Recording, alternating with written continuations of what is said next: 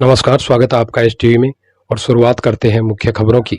श्री राम जन्मोत्सव पर होने वाली शोभा यात्रा को लेकर कार्यकर्ताओं की बैठक, तैयारियों को लेकर की चर्चा। सरदार शहर श्री राम जन्मोत्सव के अवसर पर आयोजित होने वाली शोभा यात्रा के उपलक्ष्य में श्री राम जन्मोत्सव आयोजन समिति के कार्यकर्ताओं की बैठक का आयोजन मित्तल महिला महाविद्यालय में किया गया। कार्यक्रम का शुभारंभ भगवान श्री राम के चित्र के समक्ष दीप प्रज्वलन के साथ किया गया। कार्यक्रम को संबोधित करते हुए मुख्य वक्ता राष्ट्रीय स्वयंसेवक संघ के जिला संघ चालक डॉक्टर बनवारी लाल शर्मा ने कहा कि रामनवमी का यह पर्व भगवान राम के जन्मोत्सव का पर्व है। शोभा यात्रा उनके प्रति हमारी श्रद्धा व उत्साह का प्रतीक है। यह यात्रा समाज के सभी लोगों को एक सूत्र में जोड़ने का कार्य करती है।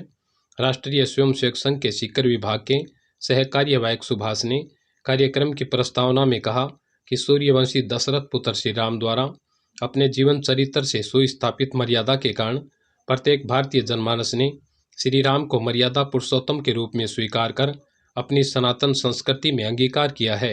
अपने जीवन में धर्म की स्थापना के लिए जीवन की कीमत चुकाकर मानवीय मूल्यों की स्थापना करने वाले प्रभु श्री राम ने हम सभी को राम राज्य की कल्पना दी है। आज हम सभी उनके जन्मोत्सव पर समरस हिंदू समाज के रूप में एकत्रित होते हैं, तो यह राम जी के द्वारा दर्शाए गए सुपंथ पर चलने की ओर एक संगठित और समरस समाज को साकार करने वाला सुखद कदम है। सब एक ही जैसे दिखाई देते हैं। वहां की एक गणवेश है। सामान्य तौर पर किसी स्कूल में यूनिफॉर्म जैसा होता होगा, किसी एक पर्टिकुलर संगठन में ऐसा दिखाई देता होगा कि एक ही वेश में आते हैं। समाज के इतने बड़े लोगों को एक साथ एक मंच पर लाना जो है, यह किसी संगठन के बस की बात नहीं है। समाज अगर खुद स्वीकार करता है कि मुझे ऐसा करना है तो होता है। तो सरदार साहब में ऐसा होता हुआ दिखाई दिया मुझे। वो निम्बरानी में सब कह रहे हैं कि मुझे ऐसा होता हुआ दिखाई दे रहा। संघ जो करना चाह रहा है कि समाज अपने दायित्व को निभाते हुए, अपने संगठन की पहचान निभाते हुए समाज की एक एकता का स्वरूप अगर कहीं पर दिखाई देता हो तो मुझे वहां दिखाई दिया। कोई भेदभाव नहीं, और जितनी संख्या में बराबर में लोग चलते हैं उतनी संख्या में बाहर से लोग भी देखने के लिए आते हैं। मैंने वहां का दृश्य देखा कि राजनीतिक दृष्टि से लोग सब बातों को भुलाकर एक ही मंच पर कहीं दिखाई देता है। ऐसा पूरे भारत में दृश्य बनना चाहिए। इसलिए मैं सरदार सर के लोगों का आभारी हूँ। कार्यक्रम की तैयारियों में लगे मदन ओझा ने बताया कि इस बार शोभा यात्रा भव्य और दिव्य हो, इसलिए पिछली बैठक में आए सुझावों को अमल में लाते हुए शोभा यात्रा में डीजे की संख्या इस बार बढ़ाई जाएगी। मुख्य बाजार के दोनों तरफ 10 फुट के पोल पर ध्वज लगाकर सजाया जाएगा। इस बार गत वर्ष की तुलना में समाज द्वारा अधिक स्थानों पर स्वागत सत्कार के लिए स्थान निश्चित किए गए हैं, जिसके लिए सभी समिति द्वारा उचित व्यवस्था व सहयोग किया जाएगा। नगरीय व ग्रामीण क्षेत्रों में प्रचार प्रसार के द्वारा इस बार राम भक्तों की संख्या 50,000 से अधिक रहने की संभावना है, जिसके लिए समिति के द्वारा उचित व्यवस्था जुटाई जा रही है।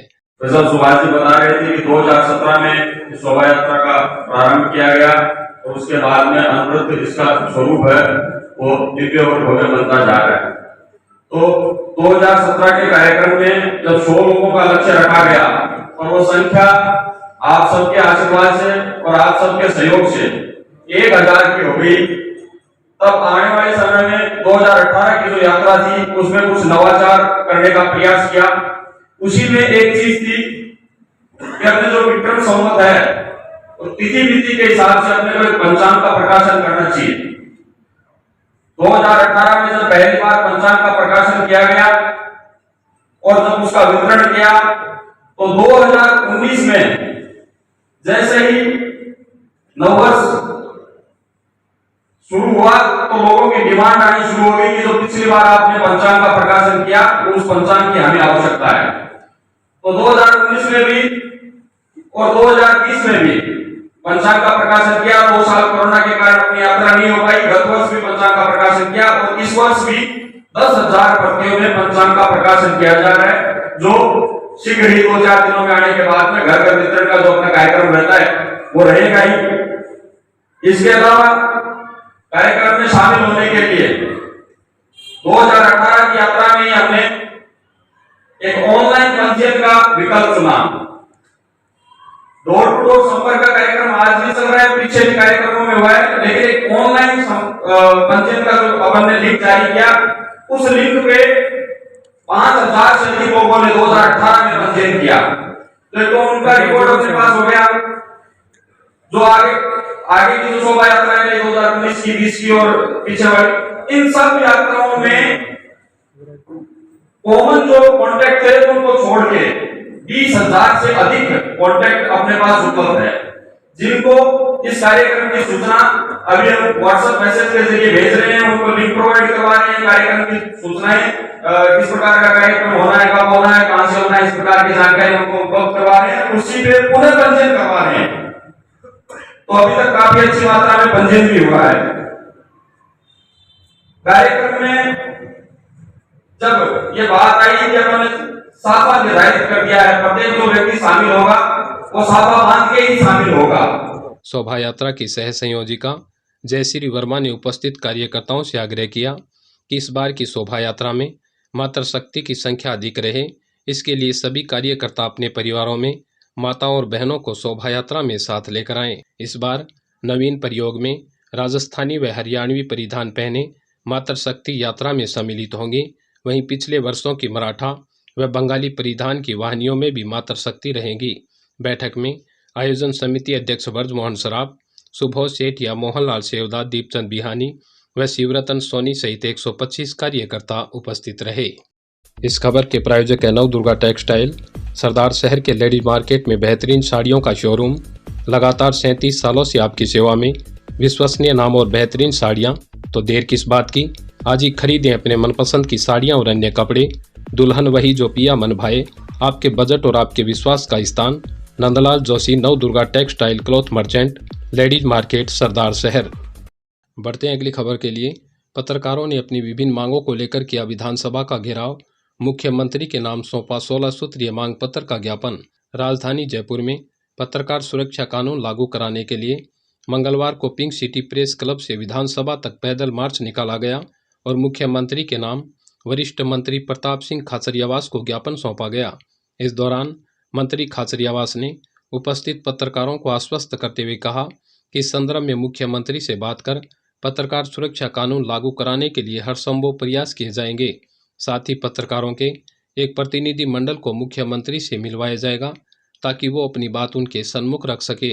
इस अवसर पर IFWJ संगठन की ओर से कुल 305 साथियों ने भाग लिया, जिनमें नागौर से 44, अजमेर से 29, सवाई माधोपुर से 40, भरतपुर से 20, धौलपुर से 11, करौली से 2, 12 से 8, कोटा से 5, बूंदी से 11, जैसलमेर से 16, फलौदी से 16, जोधपुर से 5, पाली से 41, जालौर से 4, हनुमानगढ़ से 2, चूरू से 11, उदयपुर ग्रामीण से 2, टोंक से 16, राजसमंद से 4, दौसा से 1, झुंझुनू से 4, बाड़मेर से 1, अलवर से 1, बीकानेर से 1 व जयपुर के 10 सदस्यों सहित अनेक जिलों व अन्य संगठनों से पधारे सैकड़ों सदस्य उपस्थित रहे।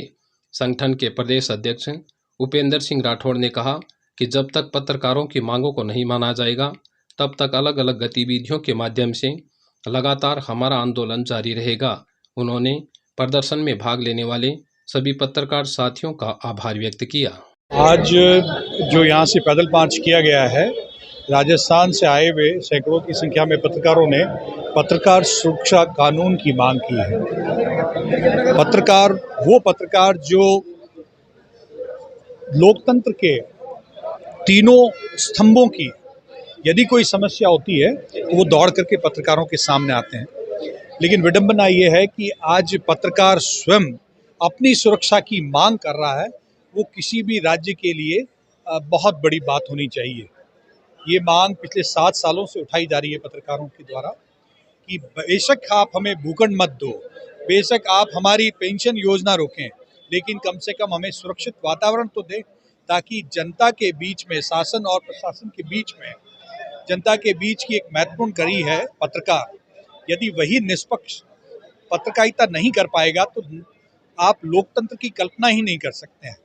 उसी को लेकर के आज पत्रकार यहाँ एकत्रित हुए, यहाँ से मार्च करते हुए विधानसभा गए। विधानसभा में उन्होंने मुख्यमंत्री महोदय के नाम ज्ञापन दिया। क्योंकि आज वो राजधानी में नहीं थे, इसलिए राज्य सरकार के एक वरिष्ठ मंत्री प्रताप सिंह जी खाचरियावास ने इस ज्ञापन को लिया। उन्होंने जितने भी पत्रकार वहाँ थे उन्हें आश्वस्त किया कि शीघ्र ही वो मुख्यमंत्री महोदय से बात करेंगे और कुछ ही दिनों में एक प्रतिनिधि मंडल को वहाँ बुलाएंगे जो पत्रकार शिक्षा कानून के बारे में उस विस्तार से उनसे बात करें, और वो पारित कराने के लिए उन्होंने आश्वस्त किया है। और यहाँ जो आज आप लोग इतनी बड़ी संख्या में आज उपस्थित हुए हैं, लंबी लंबी यात्राएं करके यहाँ पहुँचे हैं, उसके लिए मैं आप सभी को बहुत बहुत धन्यवाद देता हूँ। देखिए, आज IFWJ के साथ में यहाँ से श्रमजीवी पत्रकार संघ, जार, PPF और editor journalist, pink city press club, ये सभी यहाँ पे साथी सम्मिलित थे, क्योंकि IFWJ द्वारा ये आह्वान किया गया था पूरे राजस्थान में कि ये जो लड़ाई है पत्रकार शिक्षा कानून की, ये किसी एक संगठन, एक पत्रकार, किसी एक प्रेस क्लब की या किसी व्यक्ति विशेष की नहीं है, ये हर एक पत्रकार की है, चाहे वो इलेक्ट्रॉनिक मीडिया में हो, चाहे वो प्रिंट में काम करता हो, चाहे अपने निजी तौर पर वो अपने स्वतंत्र पत्रकार के रूप में काम कर रहे हों। ये सभी की मांग है, सभी के आत्मसम्मान का विषय है, तो सभी को आह्वान किया गया था और उसी आह्वान के तहत सभी लोग यहाँ एकत्रित हुए। इसीलिए आज की जो ये मांग पत्र जो हमने सौंपा है, अपना जो ज्ञापन सौंपा है, इसका नाम भी हमने रखा है संयुक्त पत्रकार संगठन मोर्चा राजस्थान। तो ये मांग सभी के लिए, हर एक पत्रकार के लिए है। जैसा कि अभी संज्ञान नहीं लिया गया शीघ्र मांगों पर, तो आगे किस तरह की रणनीति रहेगी? देखिए, आज जिस तरह से वरिष्ठ मंत्री महोदय ने हमें आश्वस्त किया है, तो हमें लगता है कि सरकार ज़रूर कुछ इस पर पहल करेगी और इस बिल को पास करेगी। यदि फिर भी नहीं करते तो लोकतांत्रिक व्यवस्थाओं में हमारे पास सारे अधिकार सुरक्षित हैं और पत्रकार जो सत्ता में ला सकता है वो बहुत कुछ कर सकता है। तो इस बात को आप भलीभांति जानते हैं। अगर ये मांग हमारी नहीं मानी गई तो पूरे राजस्थान प्रदेश में हम इस आंदोलन को तेज करेंगे और अपनी इस बात को मनवा कर रहेंगे। इसी के साथ मैं मुनाला राव, आप बने रहिए STV में। धन्यवाद।